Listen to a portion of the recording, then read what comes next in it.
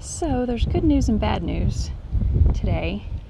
Bad news is we still have no water because of the little incident with the backhoe a couple weeks ago.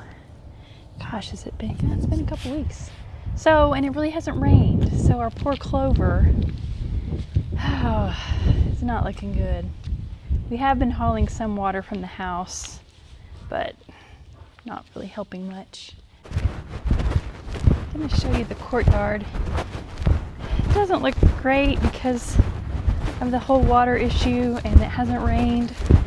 We've watered it a little bit, but and we have a new gate.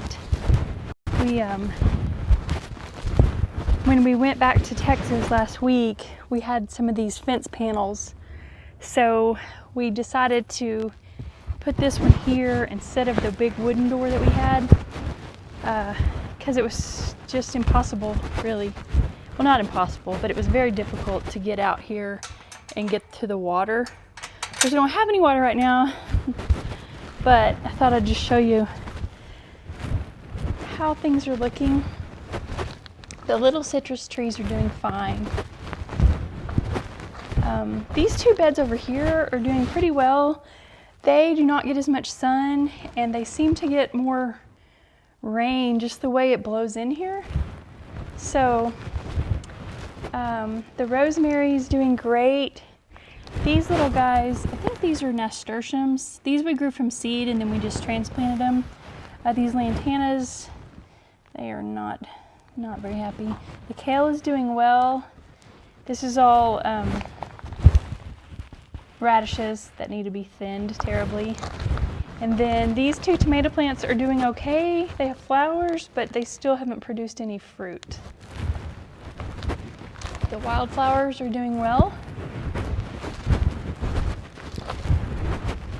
And then over here, the cilantro, like every cilantro I've ever planted, is biting the dust quickly.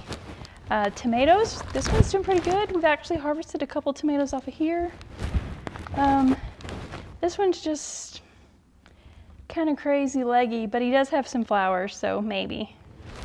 And then the pole beans, they never made anything. The peppers, we got a bell pepper coming on there, and we've got a jalapeno. The broccoli is being eaten by something. I've been spraying it with insecticidal soap, but it's not working very well. But we should be seeing some broccoli here in the middle, but we're not yet. So we'll see. But anyway, it hasn't, we used about, 10 gallons of water from buckets, and we filled these reservoirs. So they're getting some water, but it's just so hot. The sun is so bright that I think it just needed water from the top, and until our plumber gets back and fixes it, we're still waiting. But we think he's coming this first part of the week. The issue with the broken line, well, that just led to other issues of trying to find where the line actually connects to the meter. So that's Monday's project.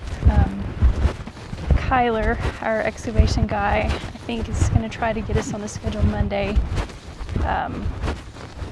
Because we still got a mess. We still need to get water to the barn and water back to the house. The electrical did pass inspection, so that's good to be covered up, but the water is in the same trench. So once we get that done, hopefully Monday, we can get all this covered back up. And then he's just got to run the drain out of the barn and connect it to the septic, and then we'll be ready for that inspection.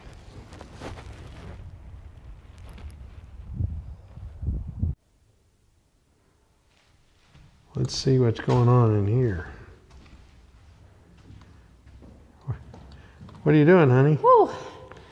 I just finished taking up all this floor. Oh, you've been busy, huh? Man, yeah, this was a lot of work, and I'm almost sweating. I'm kidding. Simulated. I'm kidding. But One carpenter did all of this in one day. Took all this off, Yeah, as you can, moved it. Tom helped him move some of these little big, bit. Some of the bigger stuff. But yeah, you can see it's all, he's removed a bunch of the old plywood on here that we've decided we're going to have to replace. Thank goodness. And Thank goodness we decided we have to replace it. Yeah. Yeah, I mean, it's going to be underneath a wood floor. There may be some pieces they can use, but they'll use them elsewhere. They'll use them for some blocking or something. But a lot of them have been, you know, the skylights are up overhead here. They've been leaking for years. So some of the floor is kind of bad. And then some of these are actually in really good shape. A lot of those are 16-inch eye trusses. So I think our plan, Red, our carpenter's plan, is he's going to block all these, right? Yeah. Which means he's going to put pieces of wood in between them that keeps them from being able to move. Yeah. Do I understand that right? That's right, yeah. Okay. And then where they sit on the I-beam, like if you look over, here, let's go over this way, honey. Yeah, like if you look down in there, let's see, well, right up here. Okay, see how they sit on an I-beam? So that's a steel I-beam, you know, 16-inch steel I-beam down there. So they're just sitting on there currently, but what we're going to do is he's going to weld a little, oh, hi. Oh, there. Yeah, so where I was pointing there, the steel I-beam is, these eye trusses, the wooden ones need to, right now they're just setting on top. And there's two ways you could put a wood board on top of it and then nail to that. And instead, what they're going to do is weld a little metal bracket onto the I-beam and then screw into the side of that into the eye joist. So it'll be really secure on top of the eye joist. And that'll allow them to stack over, well, you can't really see it, but over on the other side, there's some eye joists that are below this that are line up with the actual steel I-beam.